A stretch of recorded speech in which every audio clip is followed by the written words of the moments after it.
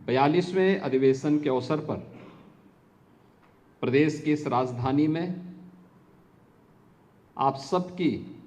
गरिमामयी उपस्थिति हम सबको न केवल आनंदित करती है बल्कि एक नए उत्साह के साथ एक नई प्रेरणा की ओर उन्मुख करती है। इस अवसर पर मैं प्रदेश सरकार की ओर से आप सबका हृदय से स्वागत करता हूं, अभिनंदन करता हूं।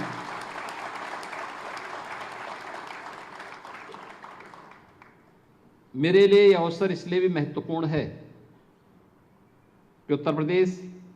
न्यायिक सेवा संघ के इससे पूर्व सन 2018 के अधिवेशन में भी मुझे आने का अवसर प्राप्त हुआ था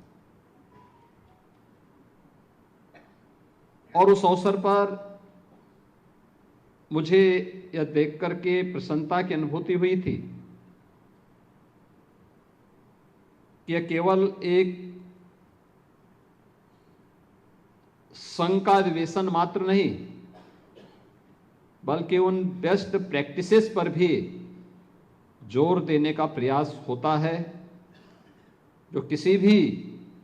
संस्था के भविष्य को तय करने में एक निर्णायक भूमिका का निर्वहन करती है। यह अधिवेशन ऐसे समय में आयोजित हो रहा है जब भारत के संविधान के लागू होने के अमृत महोत्सव वर्ष में हम सब ने प्रवेश किया और वर्ष भर में भारत के संविधान के प्रति अपनी वचनबद्धता को लेकर के देश भर में अनेक आयोजन हो रहे हैं। भारत के संविधान के जो मूल थीम है वो इसी पर आधारित है कि न्याय, समता और बंधुता, उसका प्रतीक यह अधिवेशन न्यायिक अधिकारियों के, उत्तर प्रदेश के न्यायिक अधिकारियों के एक महाकुंभ का दर्शन करता है और यह हम सबको इस वर्ष आयोजित प्रयागराज महाकुंभ का भी दिग्दर्शन करवाता है, क्योंकि उसी प्रयागराज में हमारी इलाहाबाद उच्च न्यायालय की मुख्य पीठ भी स्थित है। 102 वर्षों के अपने इस इतिहास में उत्तर प्रदेश न्यायिक सेवा संघ ने अनेक उपलब्धियां हासिल की हैं और मुझे विश्वास है कि आज जब यहां पर प्रदेश भर से आए हुए हमारे न्यायिक सेवा से जुड़े हुए अधिकारीगण यहां पर उपस्थित हैं तो वे सभी न्यायिक अधिकारी न केवल यहां पर न्यायिक सेवा से जुड़े हुए अधिकारियों की एकता, परस्पर सहयोग और व्यावसायिक दक्षता का भी एक अनुपम उदाहरण प्रस्तुत करने में सफल होंगे। इस विश्वास के साथ मैं इस अवसर पर आप सभी को अपनी शुभकामनाएं देता हूं। यह हमारे लिए गौरव का विषय है कि देश का सबसे बड़ा और दुनिया का किसी भी राज्य से जुड़ा हुआ सबसे बड़ा उच्च न्यायालय हमारे प्रदेश में स्थित है। आज यहां प्रदेश के हमारे मुख्य न्यायाधीश जी का भी और प्रदेश के हमारे इलाहाबाद उच्च न्यायालय और लखनऊ उच्च न्यायालय के हमारे वरिष्ठ जो न्यायाधीश हैं, उनके अलावा हमारे तमाम अन्य न्यायमूर्ति गणों का हमें यहां सानिध्य प्राप्त हो रहा है। ये मेरे लिए और खास तौर पर उत्तर प्रदेश के लिए अत्यंत महत्वपूर्ण है, क्योंकि किसी भी राज्य के लिए उसके परसेप्शन को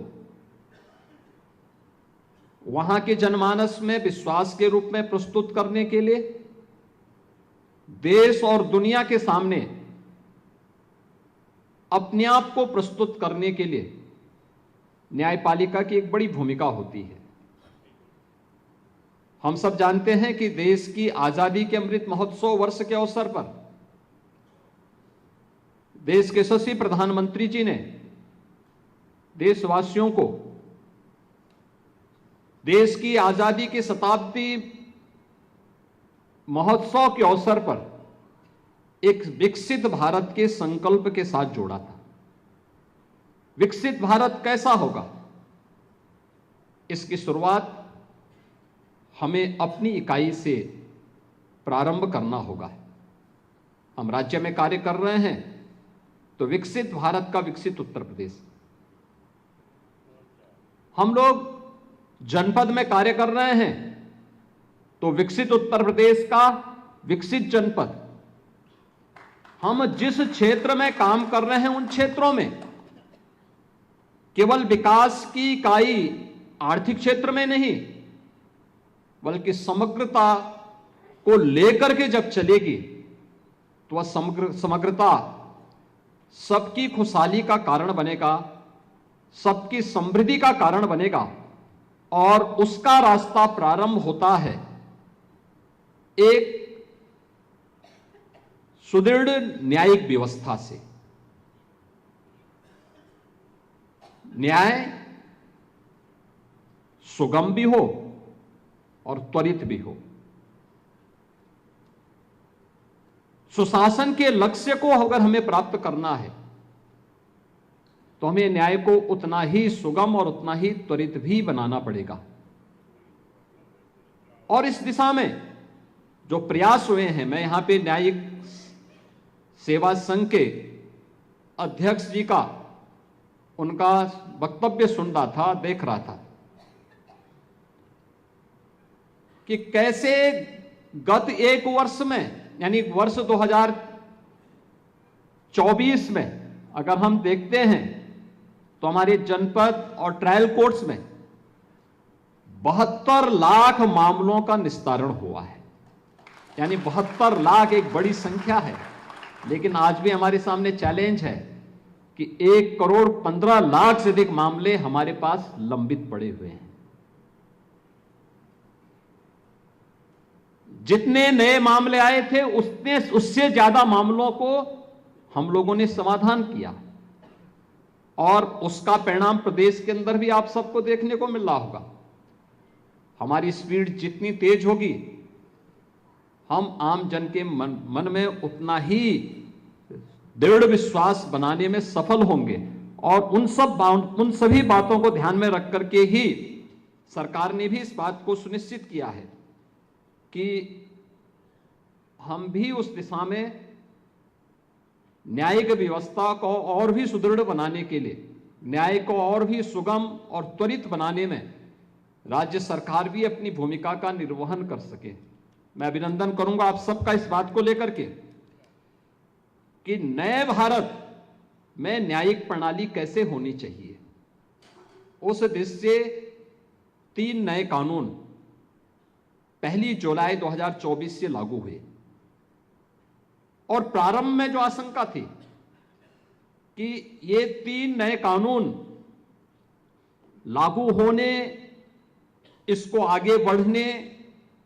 में कठिनाई होगी, समझने में दिक्कतें होंगी, लेकिन न्यायिक अधिकारियों ने जितनी तत्परता के साथ इसे लागू किया और आज आम जनमानस के बीच में, यानी 1 वर्ष के अंदर ही यह साबित हो गया कि 3 नए कानून अब दंड पर आधारित नहीं बल्कि न्याय की सुदृढ़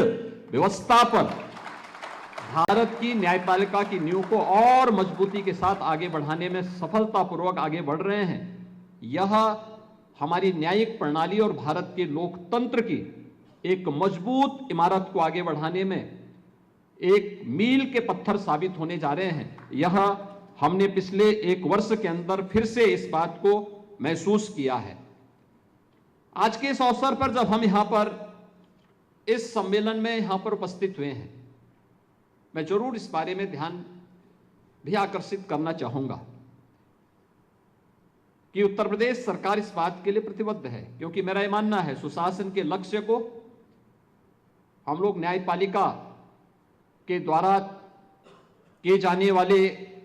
कार्यों और एक आम जनमानस को जितनी भी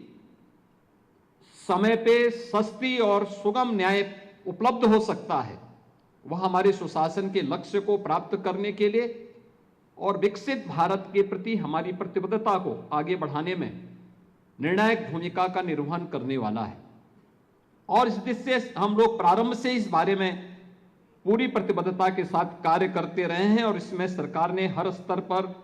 प्रयास भी किया है। 2024-25 में माननीय उच्च न्यायालय इलाहाबाद के माननीय न्यायमूर्ति गणों के लिए प्रयागराज में आवास के निर्माण के लिए 62 करोड़ 41 लाख रुपए की हम लोगों ने प्रशासनिक और वित्तीय सहायता स्वीकृति दी है। इसी प्रकार से लखनऊ बेंच के भी माननीय न्यायमूर्ति गणों के लिए आवासीय सुविधा के लिए 117 करोड़ रुपए की प्रशासनिक और वित्तीय स्वीकृति हम लोग पहले ही उपलब्ध करवा चुके हैं। उच्च न्यायालय लखनऊ के यहां के अधिकारियों और कर्मचारियों के लिए भी 99 करोड़ रुपए की आवास निर्माण की सहायता हम लोग उत्तर प्रदेश सरकार के द्वारा पहले ही उसको जारी कर चुके हैं। और प्रयागराज में भी माननीय उच्च न्यायालय के अधिकारियों के लिए 896 आवास भवनों के निर्माण के लिए भी हम लोगों ने प्रदेश सरकार की ओर से एक सैद्धांतिक स्वीकृति पहले ही जारी कर दी है। वादकारी खंड के निर्माण के लिए 112 करोड़ 6 लाख रुपए, इसके प्रस्ताव को भी हम लोग सैद्धांतिक रूप से आगे बढ़ा चुके हैं। और प्रयागराज में उच्च न्यायालय इलाहाबाद के हेरिटेज भवन के रखरखाव के लिए भी 44 करोड़ 91 लाख रुपए की प्रशासनिक और वित्तीय स्वीकृति राज्य सरकार पहले ही जारी कर चुकी है, जिसके बारे में भी हमारे मुख्य न्यायाधीश महोदय ने ध्यान आकर्षित किया है। न्यायालय के इंफ्रास्ट्रक्चर के बारे में, इंटीग्रेटेड कोर्ट कॉम्प्लेक्स के बारे में, और इसके बारे में हम प्रदेश सरकार ने एक नई व्यवस्था आगे बढ़ाई है जो इंटीग्रेटेड कोर्ट कॉम्प्लेक्स की है, जिसमें जो एक नई संकल्पना है जिसमें जनपद न्यायालय, मोटर एक्सीडेंट से जुड़े हुए जो भी हमारे इस प्रकार के ट्रिब्यूनल हैं, परिवार न्यायालय हैं, हमारे कॉमर्शियल कोर्ट्स हैं और लैंड एक्विजिशन से जुड़े हुए कोर्ट्स हैं, इनसे जुड़े हुए इन सब के लिए भी एक अच्छा इंफ्रास्ट्रक्चर डेवलप हो, इन सभी को एक हम लोग इंटीग्रेटेड कॉम्प्लेक्स उपलब्ध करा सकें। इसके लिए 10 जनपदों में हम लोगों ने इंटीग्रेटेड कोर्ट कॉम्प्लेक्स के लिए अपनी सैद्धांतिक स्वीकृति दी है, जिसमें से 6 जनपदों के लिए हम लोगों ने 1645 करोड़ रुपए की राशि जारी भी कर दी है, जिस पर बहुत शीघ्र एक नए यानी न्यू मॉडल के इंटीग्रेटेड कोर्ट कॉम्प्लेक्सेस हमें वहां उपलब्ध होंगे। इसके अलावा महिलाओं के प्रति अपराध और राज्य सरकार की उसके प्रति गंभीरता को ध्यान में रख करके हम लोगों ने POCSO courts, fast track court और अन्य न्यायालयों की आवश्यकताओं को ध्यान रखते हुए 381 न्यायालयों के गठन को भी अब तक हम लोग पूरा कर चुके हैं। केंद्र सरकार के द्वारा जो कोर्ट रूम एवं आवासीय निर्माण के लिए भी धनराशि समय समय पर जारी की जाती है, वह 2023-24 में 148 करोड़, 2024-25 में 239 करोड़, 2025-26 में अब तक 75 करोड़ रुपए करोड़ से अधिक की धनराशि राज्य सरकार जारी कर चुकी है। जनपदीय न्यायालयों में सीसीटीवी कैमरा और अन्य सुरक्षा उपकरणों के लिए 92 करोड़ रुपए से अधिक की प्रशासनिक और वित्तीय स्वीकृति पहले ही जारी की जा चुकी है। फायर फाइटिंग आदि की स्थापना के लिए 59 जनपदों के लिए अब तक 19 करोड़ रुपए से अधिक की धनराशि भी अमुक्त की जा चुकी है। तो यहां पर हमारे न्यायिक संघ के प्रदेश के अध्यक्ष जी ने कहा था कि द्वितीय राष्ट्रीय न्यायिक वेतन आयोग को उत्तर प्रदेश ने पूर्ण रूप से लागू कर दिया है और देश के उन राज्यों में है जिन्होंने पहले लागू करने वाले अग्रणी राज्यों में से उत्तर प्रदेश है, जिसमें न्यायिक अधिकारियों के वेतन भत्तों के एरियर के भुगतान हेतु 1092 करोड़ 37 लाख रुपए के अधिक की राशि को भी राज्य सरकार ने अपनी स्वीकृति दी है। उत्तर प्रदेश में जो यहाँ पे न्यायिक प्रशिक्षण और अनुसंधान संस्थान है, इसमें 400 बेडेड न्यायिक अधिकारियों की हॉस्टल के निर्माण के लिए भी 54 करोड़ 28 लाख रुपए से अधिक की धनराशि स्वीकृति की जा चुकी है और परियोजना लगभग पूर्ण हो चुकी है। न्यायिक प्रशिक्षण और अनुसंधान संस्थान में 14 करोड़ 22 लाख रुपए की लागत से एक अच्छा स्पोर्ट्स कॉम्प्लेक्स भी वहां पर निर्मित किया जा चुका है, वो कराया जा रहा है। इसके अलावा संस्थान में वहां पर अत्याधुनिक लेक्चरर हॉल, प्रशासनिक भवन, प्रशिक्षण ब्लॉक और कंप्यूटर लैब के लिए भी 8 करोड़ 77 लाख रुपए स्वीकृति किए गए हैं। ऑडिटोरियम के लिए 2 करोड़ 36 लाख रुपए और संस्थान परिसर के लिए, उस पूरे परिसर के अधिकारियों के आवास की सुविधा, उनकी मरम्मत आदि के लिए भी 1 करोड़ 68 लाख रुपए की